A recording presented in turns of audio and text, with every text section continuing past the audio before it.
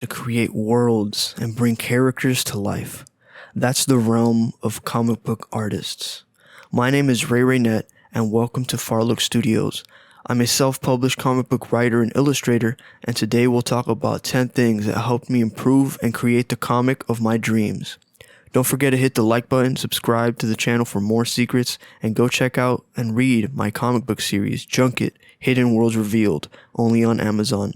Now back to the video.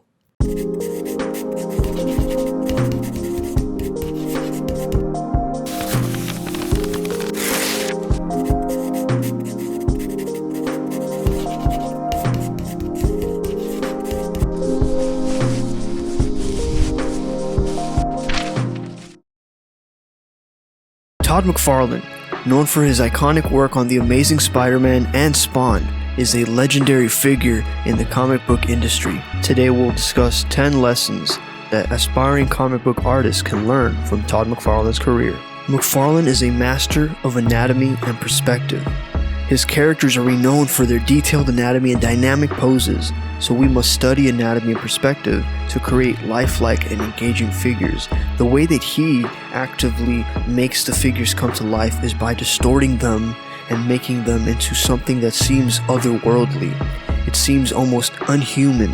The way that he actually talks about having redrawn and reinvented Spider-Man was by emphasizing the spider instead of just simply emphasizing the man. He would highlight Spider-Man's otherworldly abilities, such as his superpowers and his big bug-like eyes.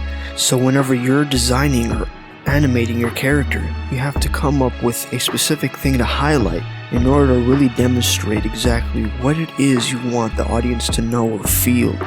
It's supposed to dramatize the scene, and it's supposed to make it seem more creepy and eerie. Todd McFarlane made his Spider-Man seem almost like an alien and this weird monster, and this would further be highlighted in his actual monster comic in Spawn.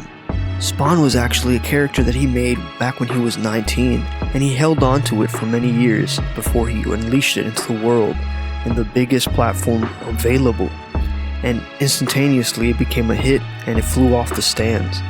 And this was something that was unprompted and not really ever seen before.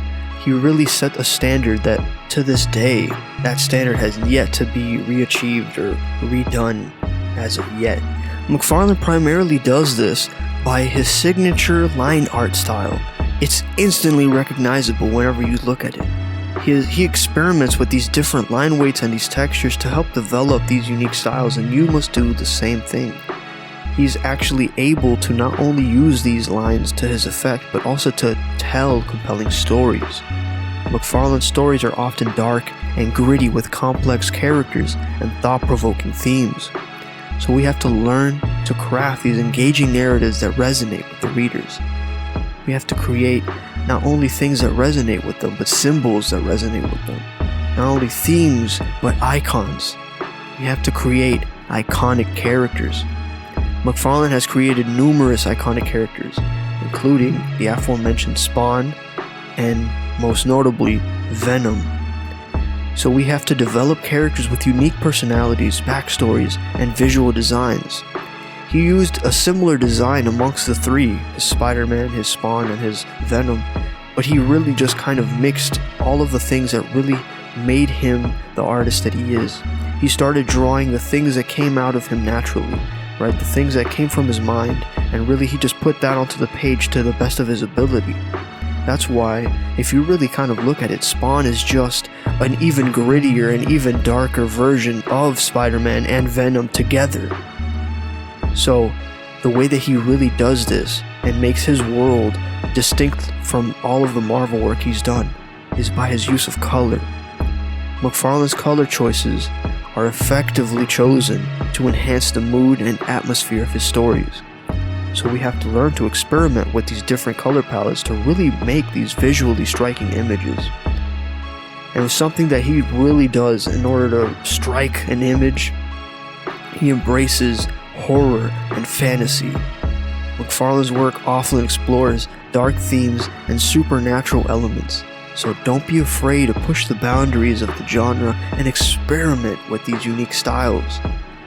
These things are not only the building blocks of his own comics, but of his own brand, of his own live action, animation, toy line adaptations, right? You have to realize that these things aren't simply just pretty pictures. These are things that could later be adapted and later be, pools of inspiration that you could always go back to. It's like a well of ideas, right? So you have to build a strong brand. McFarlane has successfully built a personal brand around his work, and he's developed a consistent style and aesthetic that is easily recognizable. We must also learn to do this and incorporate it into our own things so that our books can become wells of inspiration later down the line. McFarlane has embraced technology like no one else. His digital tools and enhanced his workflow to create these visually stunning comics. He's really gone with the times since the early 90s. He's really grown accustomed to all of these new things. Even though he is advanced in his age, he's still ahead of the curve. So we must learn to use these digital softwares effectively to really streamline this process. He's never been afraid to get a team assembled together just to work on his vision. He knows exactly which kind of artist mixes well with which kind of colorist. He's not only a visionary in terms of an artist, but in terms of making an orchestra or a choir of teams assembled behind his name and his brand. He knows exactly how to use them to the best of their abilities. So we must surround ourselves by people that can help us improve ourselves. So networking and collaboration is a key component. We must learn to build relationships with other artists and industry professionals that can open doors to new opportunities. So we must attend conventions, join online communities, and collaborate with other creators. Most important of all, Todd McFarlane has been resilient in his uprising.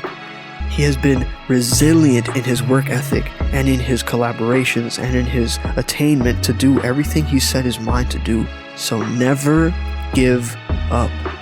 The path to success in the comic book industry can be challenging, but to persevere, we must continue to learn, and we must never give up on these dreams, because one day, maybe a drawing you did back when you were 19 can be a multi-million-dollar franchise and be the crux and the cornerstone, the building block foundation of your own business. Todd McFarlane is determined to get what he wants to do done. He not only mixes well with other artists and mixes well with other people, but he makes sure that whatever he has in mind is what ends up being the thing. So never compromise for your work, never compromise for your art. He is the kind of man who literally starts from nothing. Out of fear, he still persevered. It doesn't matter, because he jumps into the fire and he still comes back having attained a million other things. He said it himself, the only reason why he's winning is because no one else is trying as hard as he is. But he always warns that one day there's going to be a new him, a new Todd McFarlane, a new person with fire in their belly, right? Who's really just going to go and just outwork and outclass everyone else in their field. And I think that can be you. If you have this dream, if you have this vision, this passion for this concept, this comic, this story that you really need to get out into the world, why not start by realizing that you are the next in line? You, just by drawing another page, are keeping the business going. You have to be able to persevere time and time again, regardless of all of the indifferences in the field. There's going to be people who go against you all the time, but ultimately it's just going to be you versus you. If you don't have anything to show for it, then you have no stake in the game. You're going to have to be able to learn that art is not simply about the art, but true artists are also their own business. They're not only able to promote themselves, they're not only able to brand themselves, but they're able to actually make something from nothing and make sure that they're not compromising for their own visions. People will never see the things that you have in mind or the potential that you might have in your own life. McFarlane's constantly preaching about how no one else is going to worry about you more than you. So No one's really gonna save you from the work that you have to do. If you want to become the greatest artist that you could possibly be, you're gonna have to do the most that you possibly can. So go sharpen your pencils and hit the drawing table. No one else is gonna get this book out except you. Before you can be the champion, you have to live and think like the champion. So go out there and get it done. I hope you guys have a great day, a great week, and keep on drawing. Let's get it. Thank you guys so much for watching the video. Please comment, like, subscribe, and put notifications on to stay updated. Check out my self-published book on Amazon titled Junket: Hidden Worlds Revealed Part 1. Go ahead and follow me on Instagram to stay up to date with everything that I'm doing art-wise, and thank you guys so much.